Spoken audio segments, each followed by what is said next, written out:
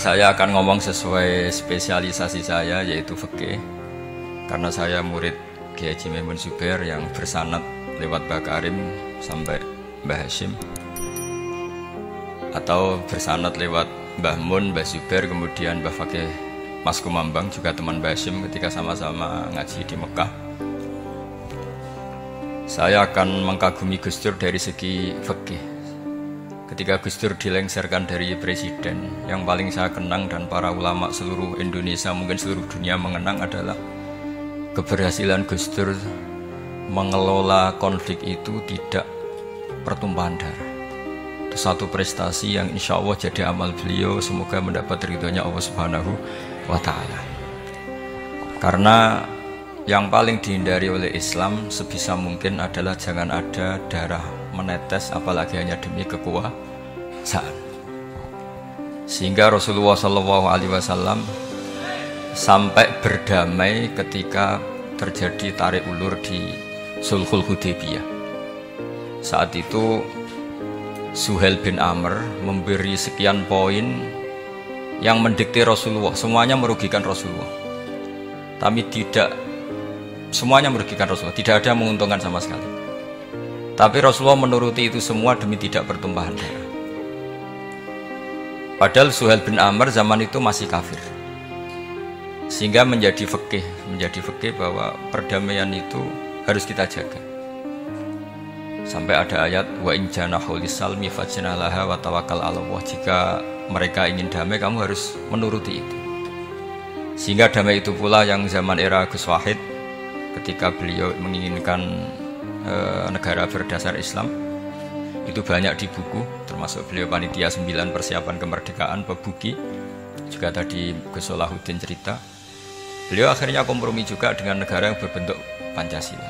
Kemudian itu disosialisasikan era Muktamar Situbondo, yaitu Kiai Haji Ahmad Siddiq, didukung oleh Gus Dur karena zaman itu beliau kalah sepuh sama Kiai Haji Ahmad Siddiq.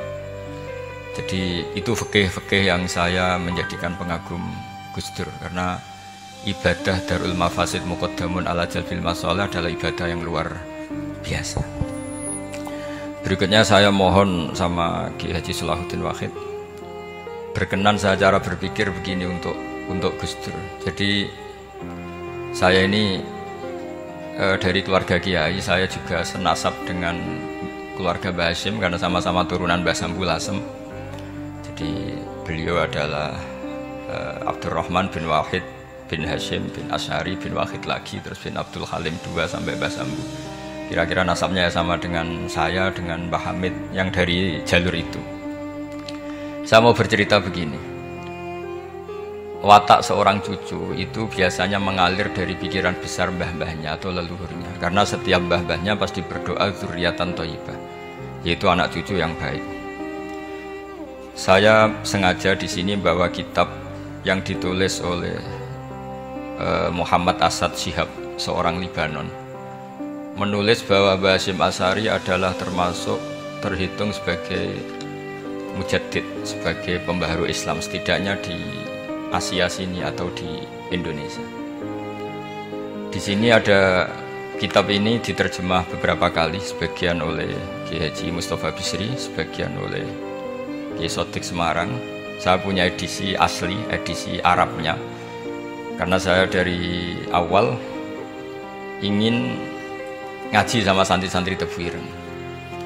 Karena buyut-buyut saya itu termasuk gurunya Mbah Soleh Darat. Jadi buyut saya yang di Kudus, Pondok Damaran itu dulu Mbah Soleh Darat pernah ngaji di situ. Dan Mbah Hashim kecil pernah ngaji sama Mbah Soleh Darat. Dan tentu biasa itu dalam ilmu sanad. Guru-guru saya indukannya di Mbah Hashim juga pernah ngaji beberapa ulama di Pantura. Dan saya pastikan di antara perilaku atau manhaj Mbah Hashim adalah, ini saya baca guru-guru beliau, kemudian ada perilaku yang persis ditiru Gus Dur. Jadi itu bukan sekedar bukan sekedar mitos atau kebetulan. Beliau punya pilihan-pilihan yang dipilih sampai akhir hayatnya.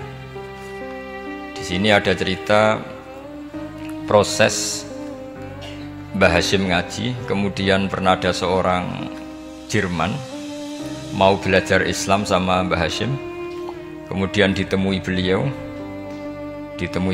dengan sangat hangat. Ketika sudah mengenal Islam secara detail, ya saya ulang lagi, ketika sudah mengenal Islam secara detail, beliau ngendikan, kamu jangan tergesa-gesa, kata beliau, kamu harus menerima Islam ini secara al-bayyinah, secara argumentatif, secara logika yang benar, jangan karena terpaksa. Itu pula yang akhirnya Mbah Hashim mendorong khurriyatul fikri, orang itu harus merdeka dalam berpikir. Itu pula yang mengilhami Rasulullah SAW ketika Sulhul Hudaybiyah. Orang kafir yang masuk Islam harus dikembalikan ke habitat kafir, karena itu habitat asli, karena rata-rata dulu suku Mekah zaman itu kafir semua. Tapi yang orang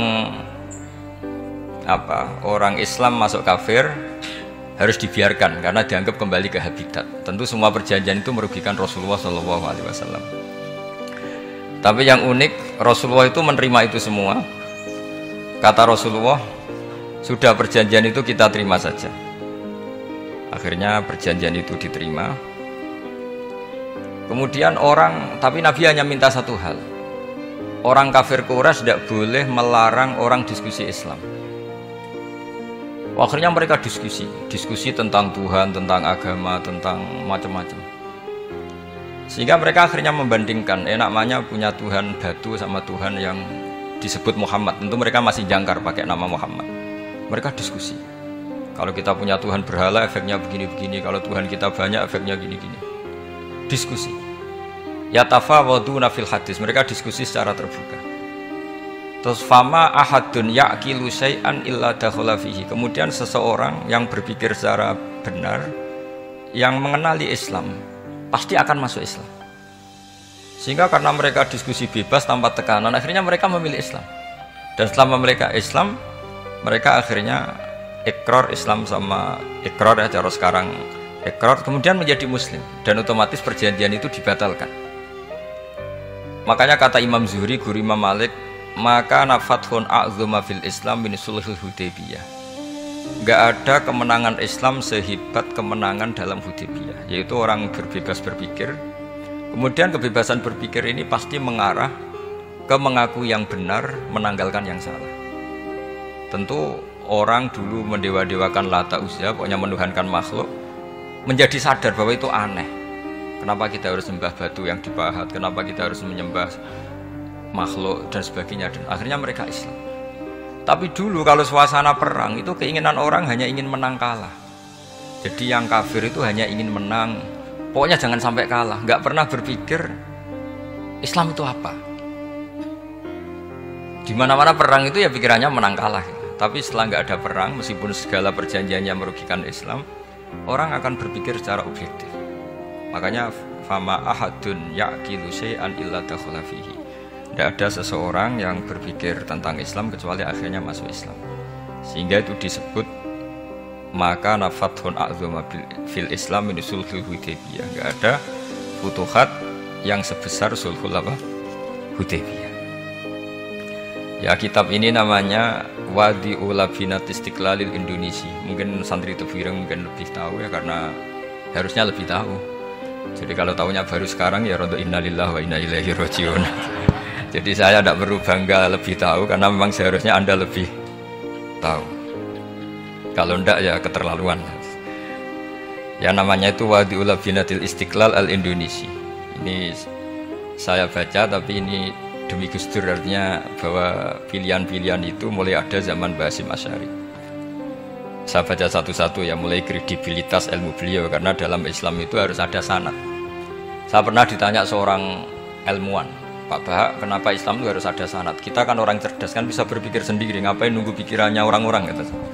Terus saya bilang, agama itu agamanya Allah dan Rasul. Kalau pikiran kamu namanya agama kamu, bukan pikiran agama, kata saya. Kalau kamu punya pikiran, yang namanya pikiran kamu, tidak agama. Kalau agama itu harus bersanad. Jadi pikirannya Mbah Hasyim sama dengan pikirannya Mbah Mahfud pikirannya sama dengan Said Abi Bakar Sato sama dengan Sayyid Zaini Dahlan dan seterusnya sampai logika itu sampai Rasulullah Shallallahu Alaihi Wasallam. Saya beri sekian contoh. Pikiran yang kita ciptakan bisa salah, misalnya begini. Dulu misalnya Nabi pernah bersabda, al-qatil wal maktul finnar, pembunuh yang dibunuh sama-sama neraka. Jadi idal taqal muslimani bisayfihima fal qatil wal maktul finnar. Jika dua orang muslim bertemu sama-sama bawa pedang, maka yang bunuh maupun yang dibunuh itu sama-sama masuk neraka. Makanya kita harus syukur sekali Indonesia itu paling menghindari membunuh, karena kalau sesama muslim membunuh itu ancamannya berat, sama-sama masuk neraka. Bukan sekedar diboyong dari pondok Tebu Ireng, itu neraka gitu. Kalau dibayang pondok gampang gitu, nanti pondok lain gampang. Terus logika sahabat begini, hadza al-qatil fama balul maktul. Oke ya Rasulullah, kalau al-qatil masuk neraka namanya pembunuh, oke kita terima. Tapi fama balul maktul, lalu dosanya yang terbunuh itu apa? Wong dia korban kok dia dibunuh? Apa jawabannya Rasulullah Shallallahu Alaihi Wasallam? Jawabannya innahu kana harison ala qatli sahibi. Sebetulnya dia juga mentalnya pembunuh, cuma nasibnya terbunuh. Jadi seperti misalnya sampean hasut saya, itu nggak perlu disakeni. Sebenarnya sampean yang inginnya ya menggusur saya, cuma nasibnya tergusur gitu. Makanya kalau ada orang rebutan pacar kok kalah itu udah usah disakeni. Sebenarnya mentalnya dia perebut gitu. Cuma nasibnya kalah gitu loh. Jadi apa ya? Ya tadi. Ya ini penting ya, penting sekali. Jadi sebetulnya ketika duel itu semuanya kan mentalnya pembunuh. Maka dia nasib saja sebagai maktul, tapi mentalnya pembunuh. Karena dia mentalnya, niatnya, komitmennya pembunuh, maka dia sama-sama di neraka.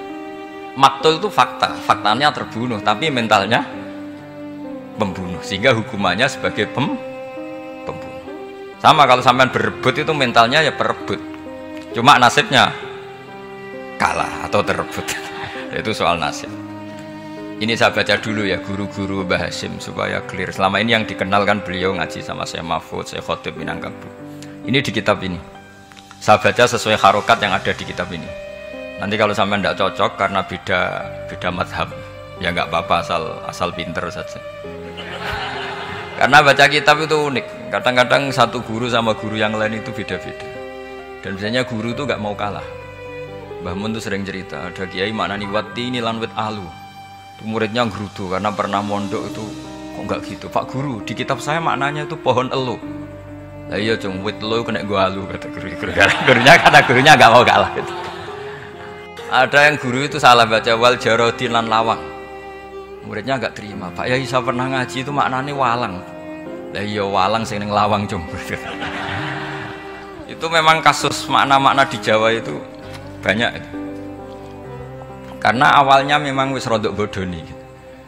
Kenapa saya bilang bodoni? Yang bilang Mbah Mun makna Jawa ono bodoni ini ya. Karena watin itu kan nggak ada di Indonesia. Tapi kiai itu malu kalau gak iso maknani. Akhirnya wati ini wet elu. Tanyakan orang pakar ahli Jawa ya tidak tahu lo itu apa.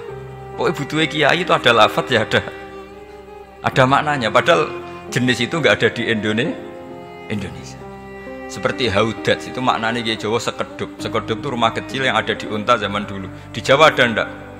Tidak ada. Kalau kamu tanya orang Jawa ini apa namanya? Namanya ya rumah kecil di atas unta. Tapi kiai Jawa dulu punya makna namanya apa? Sekedup. Jadi kiai Jawa itu luar biasa improvisasi. Ya rodok bodoni itu. Lah yang sering bodoni itu bab halal haram, tapi bodoni apik. Yang tidak semua bodoni itu buruk, kadang wajib. Betul ya? Ini sama tergesola. Ini karena keahlian fikih saya juga barokahnya Mbah Hasyim Asy'ari supaya beliau senang. Beliau senang karena para nabi, para wali, para ulama itu tidak meninggal. Tadi kalau Mbak Anita bilang wafat itu kalau dalam bahasa Arab wafa yafi wafaan itu maknanya nuhoni. Nuhoni itu sudah memenuhi. Jadi sebenarnya memang nggak pernah ada orang mati itu. Jadi kita punya jatah umur, jatah rezeki sudah terpenuhi semua. Namanya wafat. Dari kata wafa yafi wafaan, sesuatunya sudah penuh maka diambil. Kalau roh sendiri nggak pernah meninggal. Ya roh sendiri kalau Mbak Anita bilang kita memperingati kehidupan Gus Dur ya memang hidup karena tadi nggak ada siapapun bilang orang itu mati. Orang mati itu adalah jasad, rohnya diambil dari jasad. Roh sendiri ini nggak pernah berstatus mati karena makanya orang Jawa semua sepakat wong mati ku piye sing nyawane dijabut jasadnya mati, nyawanya diambil. Kemudian nyawa ini yang mengalami dapat nikmat maupun dapat azab. Sehingga keyakinan ahli sunnah wal jamaah ini perlu didoakan, karena menghadapi Allah butuh topangan doa, dan doa itu nggak pernah salah, karena otoritas doa itu milik Allah Subhanahu wa ta'ala. Tidak bisa kamu nyemprit Allah, Allah ini sudah akhirat loh, amal nggak ada gunanya loh, tidak bisa. Allah tetap zat yang bisa mengabulkan doa siapa saja. Sehingga ahli sunnah berpendapat doa itu yanfa'ul mayyit, doa itu manfaat untuk mayit. Sehingga Mbah Hasyim Asy'ari ngarang secara spesifik risalah an ahli sunnah wal jamaah. Di antara yang paling pokok adalah ad-du'a yanfa'ul mayyit, bahwa doa itu manfaat pada mayit. Ini saya hitung ya guru-gurunya Mbah Hasyim.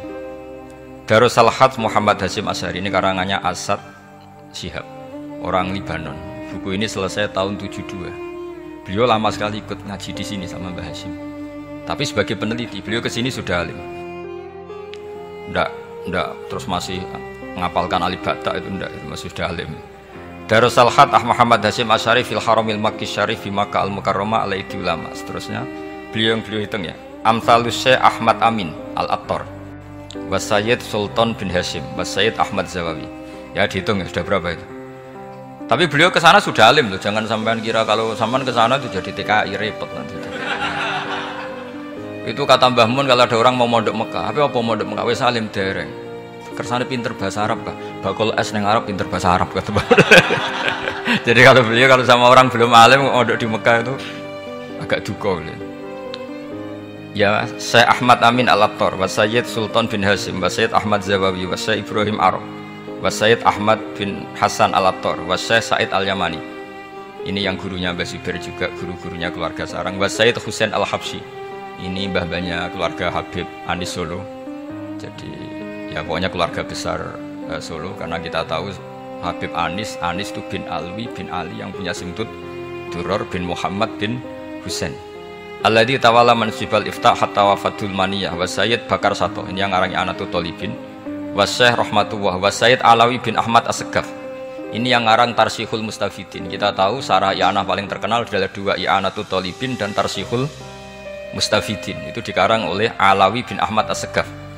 Terus wa Sayyid Abbas Al-Maliki, itu banyak Sayyid Muhammad, karena kita tahu Sayyid Muhammad adalah Muhammad bin Alawi bin Abbas ya, Muhammad bin Alawi bin Abbas. Itu juga gurunya Mbah Hasyim. Wa Sayyid Abdul Az-Zawawi wa Syekh Soleh Bafadol wa Syekh Sultan Hasyim Daghistani. Jadi selain guru-guru di Indonesia termasuk Mbah Mahfud Termas, Syekh Khotib Al-Minangkabu, beliau punya guru-guru itu yang saya sebut. Lalu barokahnya guru-guru itu ya, barokahnya guru-guru itu Mbah Hasyim berpikir seperti itu, dan berpikir seperti itu yang mengilhami Gus Wahid, kemudian Gus Wahid mengilhami Gus Dur. Kenapa saya cerita ini? Supaya kamu tahu bahwa pikiran-pikiran besar Gus Dur itu ada sanadnya. Jangan sampai kamu berpikir Gus Dur cerdas muka kan delok film lah, terus gue delok film kan ya repot gitu. Jadi makanya ini, karena banyak juga yang cerita Gus Dur sebagai budayawannya, sebagai demokratnya, sebagai pluralisnya. Yang cerita itu kan sudah ada, masa saya disuruh cerita itu lagi? Jadi kalau sampean saya cerita itu lagi kan coro Jawa tahsilul hasil. Jadi ini itu tidak bidang saya. Bidang saya akan melihat Gus Dur sebagai cucu Mbah Hasyim siapa? Asy'ari. Ini saya baca ya. Ini bahasa Jerman tapi sudah diagak-agak Arabkan. Ma'al Muhandis Karel von Schmidt. Ini Mbah Hasyim. Jangan kira yang pernah berkawan ya, bersosialisasi dengan non muslim itu mulai Gus Dur, mulai Mbah Hasyim. Ini di halaman 108 kitab tadi, Wadi'ul Labinati Istiqlal Al-Indonesia. Kitab ini boleh sampean gasap, nanti setelah ini tak bawa pulang atau sampean gasap nggak apa-apa, ini santri-santri tafsir nggak apa-apa. Siap ya? Ya nanti bisa dibajak. Lakotkan seterusnya hakon ziarati alam Muhammad Hasyim makana dalika fi yaumini 7 Juli tahun 1936 fi maqorihi Tebu Ireng haitsu taqaltu indahu bil muhandis Karel von Schmidt wa kanatil fursa saikhal tahaddus ma'ahu tawilan. Terus setelah itu ini ceritanya muallif menangi Mbah Hasyim diskusi sama orang orientalis. Ini kata muallif, Wa hadhil uqdatu takunu aqidatan wa hiya uqdatul mustasyrikin fa kullu shay'in ya'ti minal ghurbiyin wal irobiyyin wa Eropa ya'tabirunahu dasisah. Jadi zaman itu Mbah Hasyim itu sering punya tamu dari Eropa, dari Barat, dari macam-macam. Sumastatrodal muhandis fa terus seterusnya sampai. Nah ini cerita saja betapa Mbah Hasyim itu perkawanannya luas sekali. Terus ini cerita akhirnya orang ini sampai masuk Islam. Ketika masuk Islam, di antara pesannya Mbah Hasyim, saya ulang lagi, di antara pesannya siapa? Mbah Hasyim itu beliau bilang, kamu harus dipikir-pikir lagi katanya. Itu kan satu kearifan Mbah Hasyim ini saya baca karena saya takut ditegur ini. Saya juga nunggu surat kok tidak datang-datang ini kok, supaya cepat selesai. Ini bebas. Kalau ada surat malah kebenaran ini karena sudah mulai nyari-nyari. Ya jadi saya mohon nanti kitab ini bisa dikaji di sini. Nanti saya tinggal di sini ada cerita-cerita sampai beliau berteman orang Eropa, terus beliau macam-macam sampai terus saya teruskan. Summa arsalatku syirka ila Indonesia amni 1929 watana qala fi katsir minal mudun wa makata akhiran fi madinati Surabaya bi Jawa Syarqiyah wa min huna bada'atil hidayah wa taufiq taqudanihi ilal khairi hadas lautil hadis bil amil alladhi yakti fatratas tirah. Jadi orientalis tadi ketika berteman Mbah Hasyim lama-lama tertarik oleh Islam. Ketika mulai tertarik dengan Islam, wa sya'ara bil istiqra' aruhi wal amni tam wa kaifa ya'budu rabbahu ibadatan hakikiyah. Terus mulai tertarik dengan Islam, terus konsultasi sama Mbah Hasyim. Jadi tertariknya barokahnya Mbah Hasyim. Orang ini kemudian wabakiyal muhandis itu insinyur Karel von Schmidt fi Indonesia hatnan dalatil harbul alamiyah, sehingga perang dunia kedua selesai. Wa indama qawamal Indonesiun didal hukmil al-Hulandi fi harbil istiqlal am wa kana muhandis fi sufil Indonesian dafa'u islamuhu li yasyarika sak terus. Terus ini saya cerita, jadi Mbah Hasyim pernah mengislamkan orang Belanda, orang Jerman. Orang apa? Orang Jerman. Terus orang ini hidup di Hamburg sampai akhirnya beliau dakwah Islam di sana. Jadi ini pentingnya supaya sampean tahu bahwa Tebu Ireng mulai dulu adalah komunitas internasional. Ya, Tebu Ireng mulai dulu adalah komunitas internasional. Jadi terus ketika ngadepi Indonesia yang dijajah, ini Mbah Hasyim bersama kawan-kawannya sepakat iktikaf di Multazam. Ini saya baca ya. Wa akhiran istama'a ma'a nukhbatin min haula'i talaba min zalama alaihi al-had Muhammad Hasyim ala ayata'ahadu wa yaqumu bi amalin fi lailatin lailan min laili syahri Ramadan. Al-mu'azzam istama'a haula'i talaba waladina yantamuna ila iddati qawamiyatin.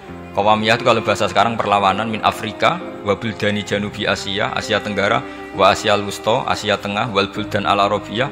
Wa kana al-had Muhammad Hasyim Asy'ari ahadahu. Wa waqafu jami'an amamal multazam bil Ka'batil musyarrafah.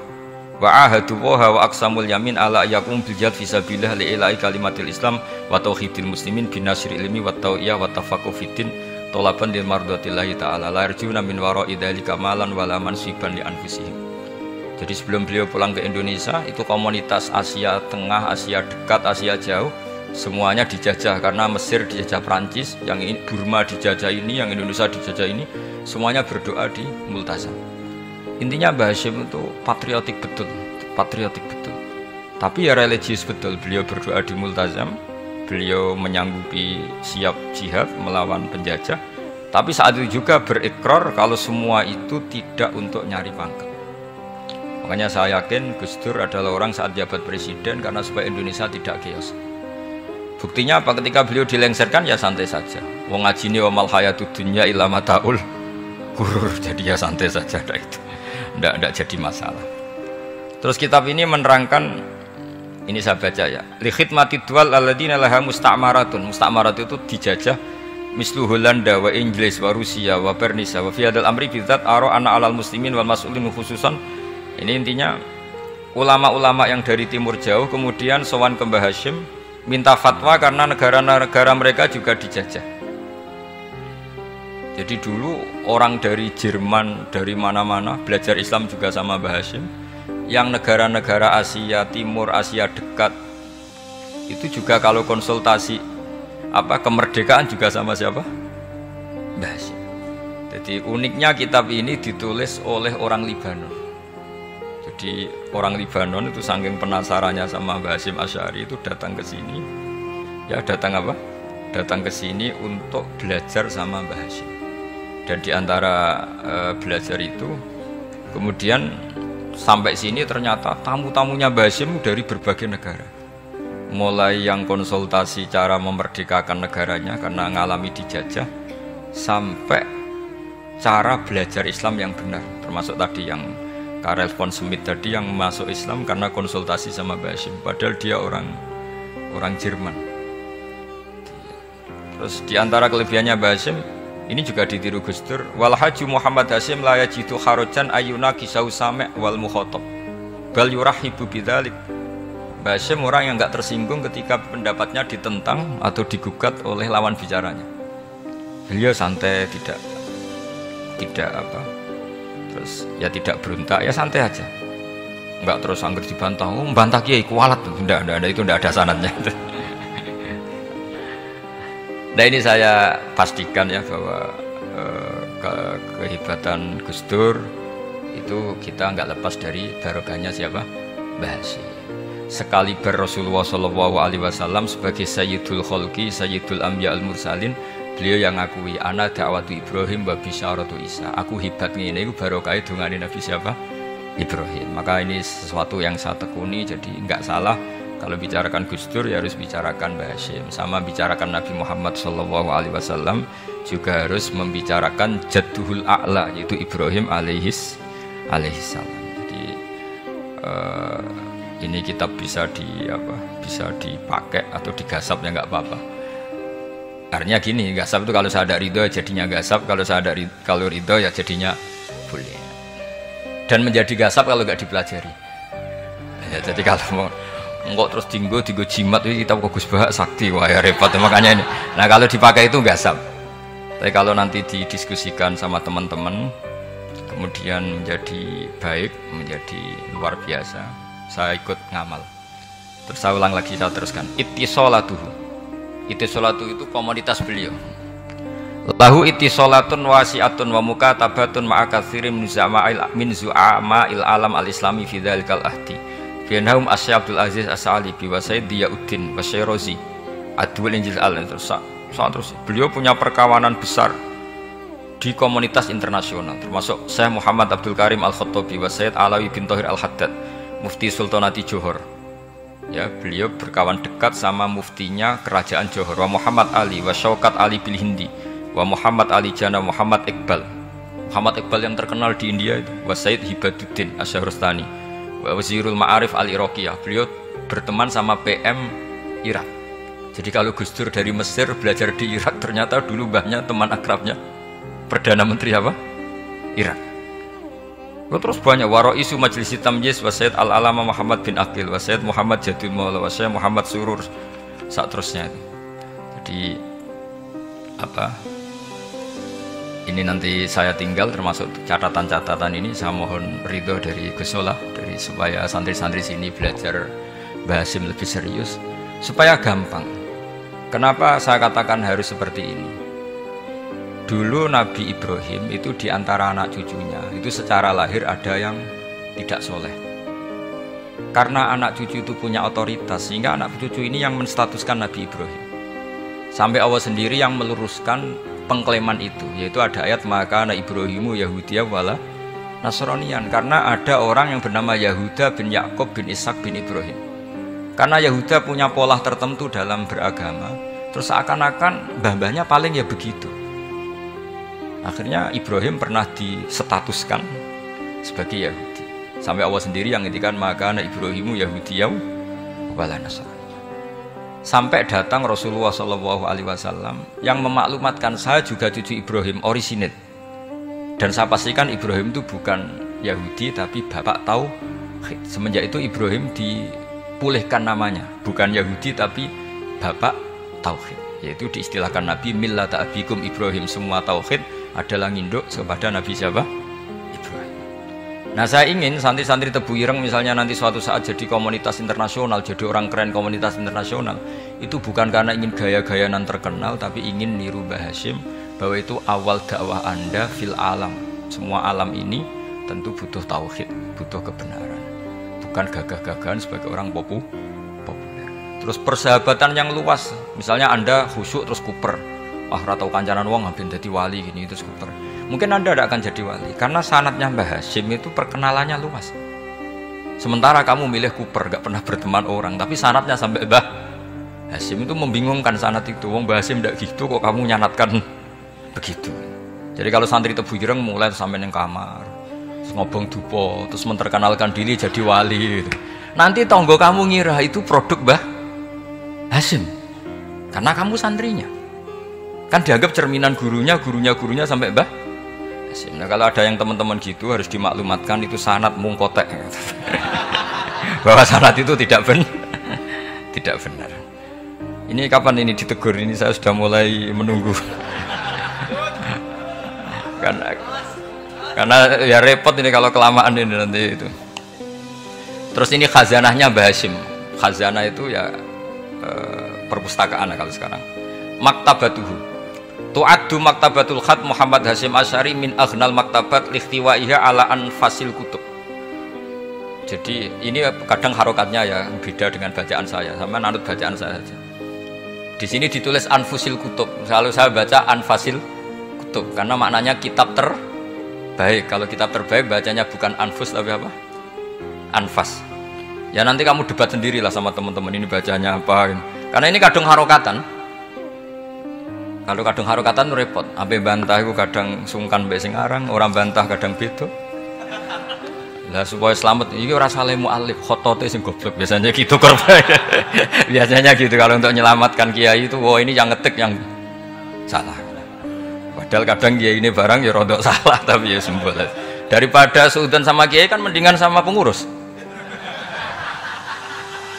Ya gitu ya sepakat ya.